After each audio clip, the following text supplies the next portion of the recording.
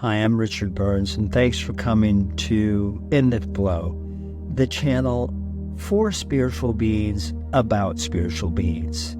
All of our episodes are embedded with transformational energy.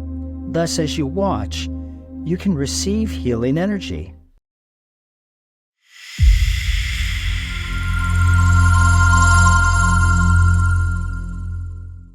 My name is Lisa Bromfield. I am an energy healer, a psychic medium, life coach, and inspired speaker. I grew up in Weston, Massachusetts, a very wealthy town. I had everything that a child would ever want. However, both of my parents were mentally ill. My mother was a narcissist and had an eating disorder and was addicted to Valium. Dad, God love him, was a paranoid personality. There were counters on the doors downstairs so we would know how many people would enter and leave. He also would drag me down to his car and show me that it was bugged. As we got older, my older brother began to babysit us, and it was a complete nightmare for me because he began to beat me with hockey sticks and belts and lock me in closets. It was not a good experience. And my parents, when I told them, told me I was a liar. At the age of 11, I began to run away from home. I remember grabbing my orange knapsack and carefully putting my brontosaurus stuffed animal that my dad brought back from England into my backpack. The neck of the brontosaurus was all loose and limp because my older brother used to twist it over and over in front of me, making me cry.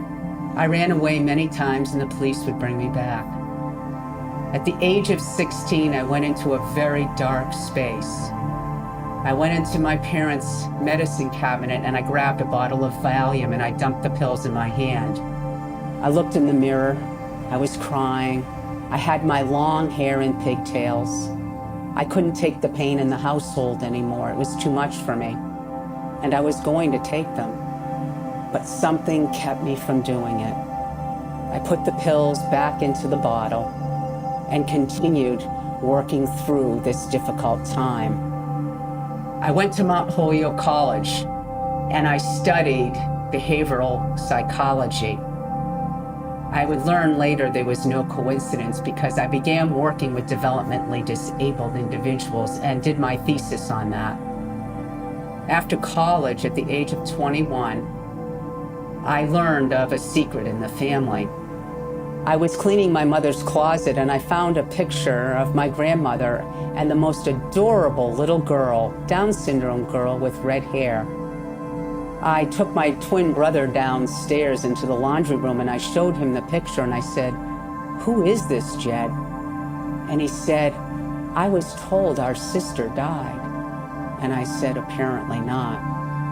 My trust with my mother was completely broken at that point. I confronted her and she had a family meeting a month later.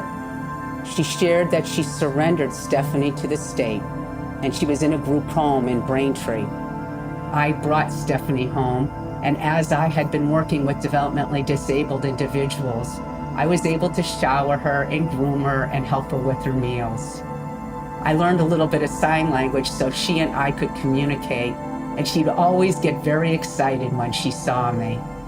She was such a little bundle of love.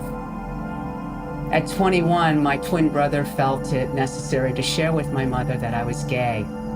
This crushed my mother and her dreams of her little Jewish girl getting married. She sent me to Mass General Hospital in Boston to be cured. I was put on medication and put in therapy, and I quickly moved out of the state to get away from her. I loved my parents, and I'm really grateful for my parents and my brother. Dad was brilliant. He was my mentor. He and I used to play chess and cribbage all the time. He had an organization called the American Privacy Foundation. He was committed to creating more privacy worldwide. When he crossed over many years later, I read some of his works, and I learned that he was spot on about what was going on in our government. Mom Mom and I did our healing much later in life. She had a bad back surgery in her 70s and then got addicted to opioids. She had a critical fall and ended up in a nursing home. This is where we would begin our healing. I flew back from Arizona to Boston for 10 years. I would spend a few days and help her get organized. I would take her out to the mall that she absolutely adored and buy her clothes. I would hang them up carefully in her closet, and she would always say, "Doll, thank you so much." In 2013, I was invited to a brunch. The hostess gifted all of us a reading from a very well-known psychic. And I knew in that moment she would be my teacher. I had just broken up with my partner of 10 years, so the timing was perfect. I studied with her for 3 years. I studied A Course in Miracles. I learned to journal and meditate, and I built my spiritual toolkit. I took a course from her a couple years later called Building Intuition and Psychic Ability. I laughed with her as I thought, well, I can build my intuition, but I'm not sure about psychic ability. 3 weeks into the class, I was able to start not only reading animals, but people. A few years later in 2018, I opened my very own practice. I was in Phoenix, Arizona for 14 years. I got 3 significant signs that I was supposed to move to Gulfport, Florida, a place very unfamiliar to me. I didn't even know where it was on the map. I was doing a reading for a colleague of mine, and I brought her grandmother into the reading. She said, "That's interesting. I was just in St. Petersburg visiting her, and I went to a wedding in Gulfport, Florida. I couldn't stop thinking about you while I was in Gulfport and kept thinking you would love to live here." I found that quite interesting. The next day, I talked to my Aunt Marilyn, and I said, "Have you ever been to Gulfport or St. Petersburg?"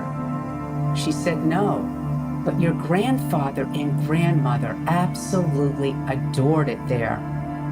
My grandfather, Jack, died before my twin and I were born.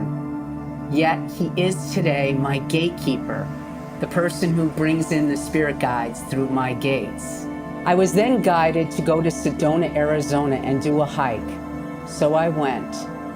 I bumped into another psychic on the trail, and she said, "If you want to manifest this, you're going to need to sell your home immediately."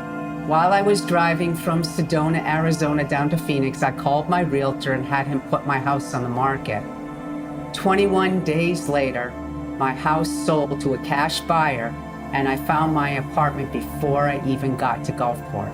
In July 30th, 2020, on my birthday, I got a beautiful video message from a woman in Phoenix who I did not know.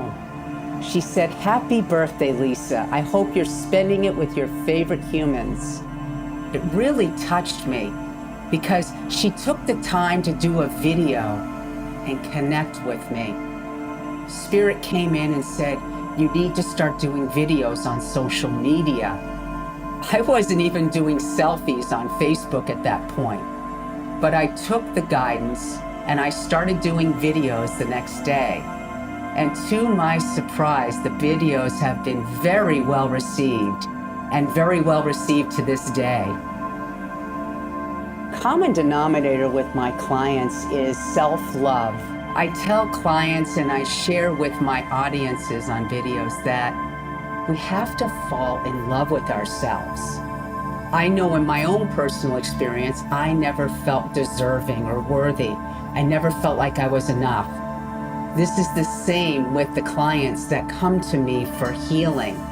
Something in their life has told them that they're not enough. Typically parents or a partner or friends. And so part of my teachings is to teach them to dive in, love themselves more so that they can begin to manifest the things that they want in their life.